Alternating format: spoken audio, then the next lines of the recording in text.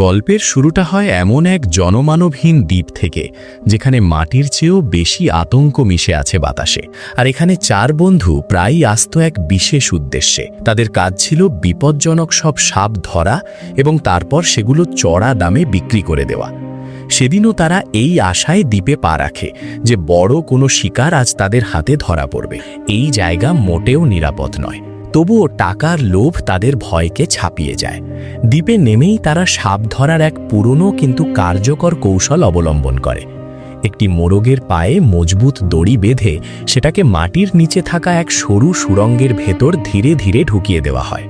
তাদের ধারণা ছিল বড় কোনো অজগর বা পাইথন যখনই ওটা গেলার চেষ্টা করবে, তারা দড়ি টেনে সাপটিকে বাইরে বের করে আনবে। হঠাৎ করেই দড়িতে তীব্র টান লাগে। সানিয়া সামনে দাঁড়িয়েছিল। সে নিজের সর্বশক্তি দিয়ে দড়ি টানতে শুরু করে, কিন্তু কয়েক সেকেন্ডের মধ্যেই দড়িটি ছিঁড়ে যায়। এই অপ্রত্যাশিত ঘটনায় সানিয়ার মুখ মুহূর্তেই ফ্যাকাশে হয়ে ওঠে। সে বুঝে যায় ভেতরে নিশ্চয়ই সাধারণ কোনো সাপ নেই। সানিয়া হঠাৎ সিদ্ধান্ত নেয় সে নিজেই সুড়ঙ্গের ভেতরে নামবে। কথা শেষ করেই সে ধীরে ধীরে অন্ধকার সুড়ঙ্গের ভেতরে ঢুকে পড়ে। একটু সামনে যেতেই সে দেখতে পায় এক বিশাল কায় সাপ কুণ্ডলি পাকিয়ে আছে। সাহস সঞ্চয় করে সে ওটাকে জাপটে ধরে, কিন্তু তখনই সে টের পায় সুড়ঙ্গের ভেতর থেকে এক অতিকায় সাপ ঝড়ের গতিতে বেরিয়ে এসে সানিয়াকে নিজের প্যাচে জড়িয়ে আবার ভেতরে টেনে নেয়। আতঙ্কে আরভিং হাত ঢুকিয়ে তাকে বাঁচানোর চেষ্টা করে, কিন্তু পরের সেকেন্ডেই আরেকটি সাপ তার হাতে কামড়ে ধরে। প্রচণ্ড যন্ত্রণায় সে চিৎকার করে ওঠে। কোনো রকমে তাকে টেনে বাইরে আনা হয় এবং তার হাতে লেগে থাকা সাপটিকে তখনই মেরে ফেলা হয়, কিন্তু সানিয়াকে আর বাঁচানো যায় না। এই ঘটনার পর সবাই মানসিকভাবে ভেঙে পড়ে। প্রাণের ভয়ে তারা আর এক মুহূর্তও দেরি না করে দৌড়ে গিয়ে তারা নৌকায় ওঠে। ততক্ষণে রাত নেমে এসেছে এবং শুরু হয়েছে প্রবল বৃষ্টি। চারদিক অন্ধকার। হঠাৎ করেই নৌকার নিচে প্রবল জোরে কোনো কিছুর ধাক্কা লাগে। পুরো নৌকাটি কেঁপে ওঠে। সবার মাথায় একটাই চিন্তা ঘুরতে থাকে, দ্বীপের সেই দানব কি তাদের পিছু নিয়েছে? কিছু বুঝে ওঠার আগেই আরও একটি ভয়ঙ্কর ধাক্কা লাগে। এই ধাক্কায় ডাবিং ভারসাম্য হারিয়ে সরাসরি পানিতে পড়ে যায়। বামিয়ান দ্রুত নৌকার ওপরে উঠে লাইট চালিয়ে দেয়। আরভিং সময় নষ্ট না করে দড়ি বাঁধা একটি টায়ার পানিতে ছুঁড়ে দেয়, যাতে ডাবিং সেটা ধরে থাকতে পারে। ঠিক তখনই আরভিং বামিয়ানের দিকে তাকিয়ে দেখে তার পেছনে এক বিশাল দানবীয় সাপ ফনা তুলে দাঁড়িয়ে আছে। চোখের পলকে সেই সাপটি আবার পানির সঙ্গে মিশে অদৃশ্য হয়ে যায়। কেউ কিছু বুঝে ওঠার আগেই সেই সাপটি পানিতে থাকা ডাবিংয়ের উপর হামলা করে এবং চোখের পলকে তার প্রাণ কেড়ে নেয়। আরভিং সাহস সঞ্চয় করে বল্লম দিয়ে সাপটিকে আঘাত করার চেষ্টা করে, কিন্তু এই সাপটি সাধারণ ছিল না। সে পাল্টা এমন এক মরণ কামড় দেয় যে আরভিং বাতাসে ছিটকে পড়ে এবং মাটিতে পড়ার আগেই সাপটি তাকে নিজের শিকারে পরিণত করে। নৌকায় এখন কেবল বামিয়ান একা বেঁচে আছে। সেই বিশাল সাপের আকার দেখে তার ভয় সীমানা ছাড়িয়ে যায়।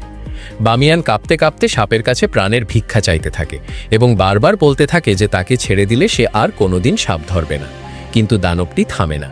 সে নৌকায় উঠে বামিয়ানের দিকে এগোতে থাকে। ঠিক তখনই বামিয়ানের নজর নৌকায় রাখা একটি ক্যামেরার পাশে থাকা কিছু অদ্ভুত জিনিসের ওপর পড়ে। সেগুলো ছিল সাপের ডিম। মূলত এই ডিমগুলোর কারণেই সেই বিশাল সাপটি নৌকায় হানা দিয়েছিল। নিজের ডিমগুলো দেখা মাত্রই সাপটি আরও হিংস্র হয়ে ওঠে এবং পরের মুহূর্তেই বামিয়ানের জীবন প্রদীপ নিভে যায়।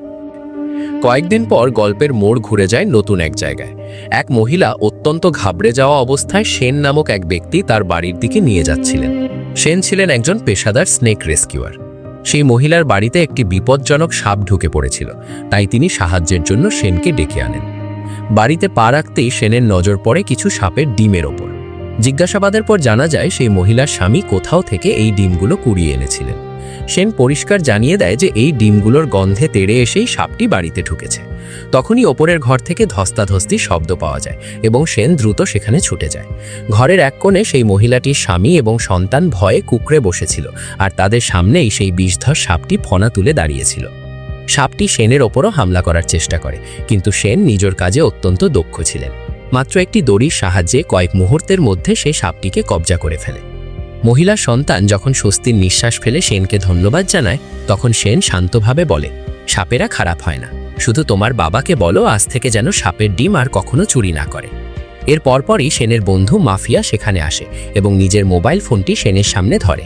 স্ক্রিনে একটি নিউজ ক্লিপ চলছিল।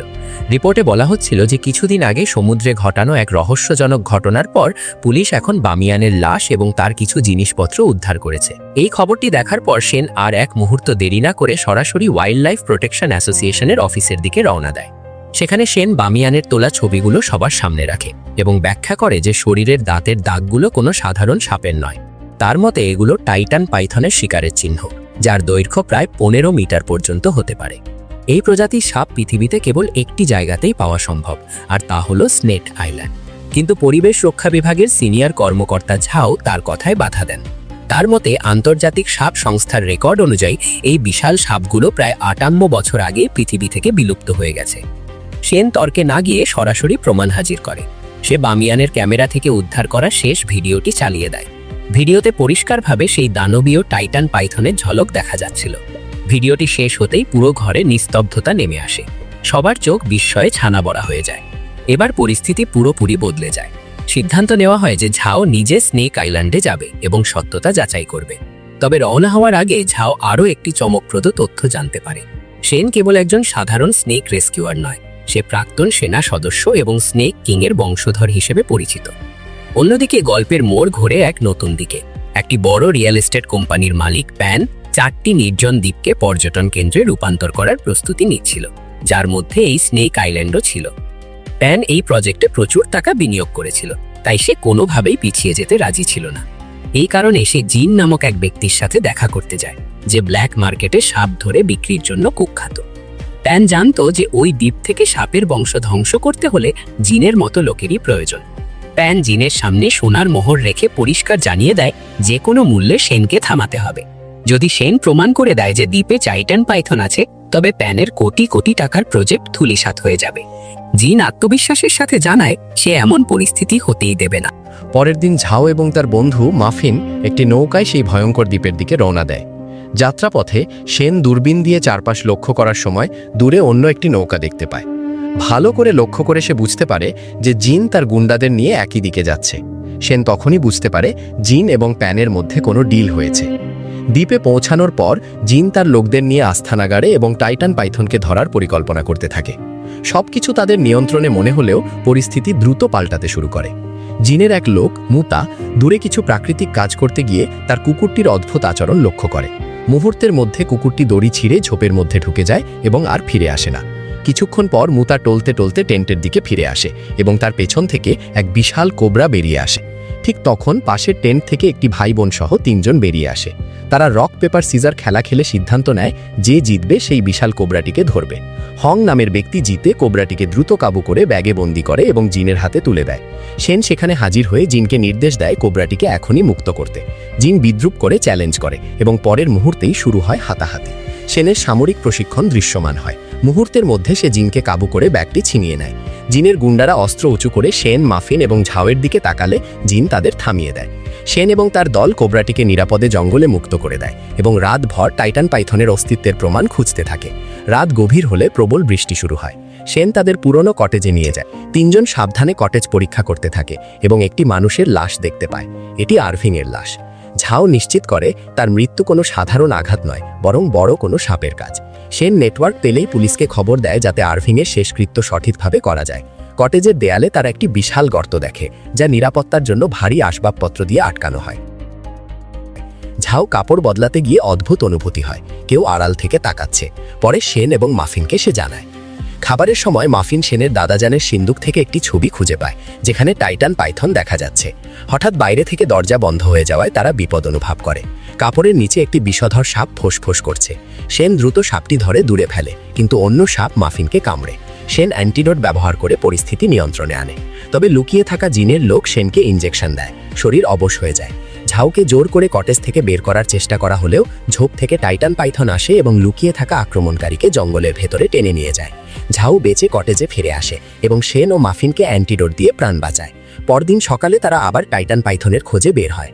গাছ থেকে ঝুলন্ত একটি বিশাল খোলস তাদের নজরে আসে। এটি অকাট্য প্রমাণ যে পাইথন দ্বীপেই আছে। সেন আরও প্রমাণের জন্য ডিম সংগ্রহের প্রয়োজন বুঝে ডিমগুলো ব্যাগে রাখে। ঠিক তখনই নিচ থেকে এক ব্যক্তি তার পা জাপটে ধরে। তো সে চিৎকার করে বলে যে সেই যদি মরে তবে ঝাওকেও সাথে নিয়ে মরবে। ঠিক তখনই ঝাউয়ের মনে পড়ে যে টাইটান পাইথনের সন্ধানের সময় সে একটি সাপ থেকে কিছুটা বিষ সংগ্রহ করে নিজের কাছে রেখেছিল। ঝাউ দ্রুত সাপের বিষ লোকটির চোখে ছিটিয়ে দিয়ে দড়ির সাহায্যে ওপরে উঠে আসে। নিচে পড়ে একটি ডিম ভেঙে যাওয়ায় ক্ষিপ্ত টাইটান পাইথন লোকটিকে পেঁচিয়ে মেরে ফেলে।